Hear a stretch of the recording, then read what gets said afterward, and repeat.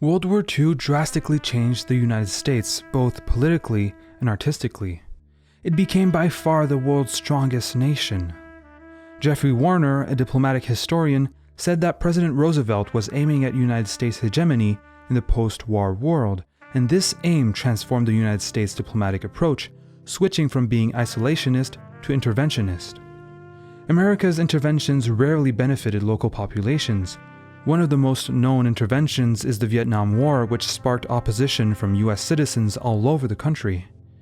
Artistically, America created its own identity, and one of its greatest embodiment was abstract expressionism, a form of art revolutionary for its energy and its intensity. Leon Golub, a Chicago-born painter, both opposed America's new implication in foreign politics and its new form of art. Instead of adopting the trendy abstraction of the time, he decided to keep his style figurative in order to better denounce the injustice in the world. His series, Vietnam and Napalm, were in direct opposition to the United States' role in the Vietnam War. In his work Vietnam, he shows the duality between the American soldiers and the Vietnamese people, while in Napalm, Golub shows victims of napalm strikes, which the United States often used against Vietnamese civilians. The victims of napalm made for extremely graphic and powerful images. For example, who hasn't seen The Terror of War by Nick Ut, taken in 1973?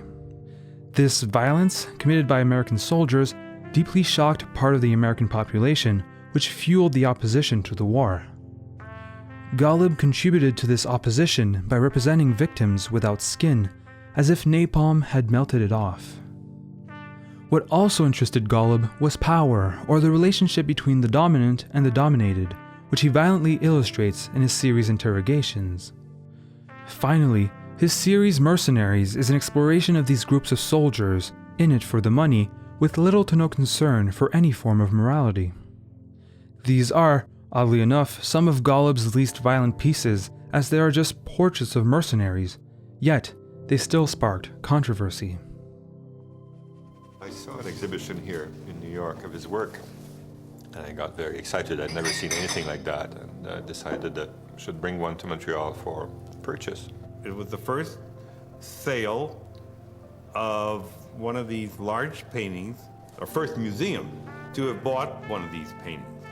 And there was a debate that lasted for, I think, 9 months. I mean, there was one person who got very violent and said people are going to throw stones at, into the windows of the museum, are going to attack. It will turn young people into delinquents. They were afraid of the violence, of course, the violence in themselves. The thing is that people will accept a Goya because it's 200 and some years ago, and then it's very far away. But when it's mercenaries and interrogations that people know are going on practically next door, they get scared. The more the debate went on, the more mysterious Mr. Golub was. It's a bit like Leonardo. And so he came to Montreal to talk to the acquisition committee. And I think it was a revelation that you were just a What a sweet guy I really was. So this image, Mercenaries II, painted in 1979, is, as Golub said, pretty big. It's 305 by 366 centimeters, making it extremely imposing, like many of his other artworks. The support is unconventional. It's an unstretched canvas, which complements the grittiness of the subject matter. Added to that, Golub scraped off painting from his work with a meat cleaver in order to give a violent undertone to the texture. As for the subjects themselves, they are dirty. Their skins are filthy, and their clothes are unwashed. They seem to be having fun, which makes them even less likable, as they are not in a pleasurable situation. The man on the right almost has pig-like features, pink skin, a short nose, and a physique which is slightly on the heavier side. War Pigs, an anti-war Black Sabbath song, came out 9 years prior to this painting, perhaps inspiring the physique for this man. Finally, the composition is slightly off-centered, to the point where the subject on the right is cut out of the frame, as if the composition wasn't carefully crafted, but quickly made in an instant, almost like a photograph. Photography had a huge role to play when it came to picturing war, especially the Vietnam War, but it also had a great influence on Golub as he painted from photographs. Ben Shahn, which we have covered in an earlier video, also painted from pictures in order to denounce injustice just a couple of decades before Golub. Both of them contrasted the dominant and the dominated, and illustrated the violence coming from the people who hold power.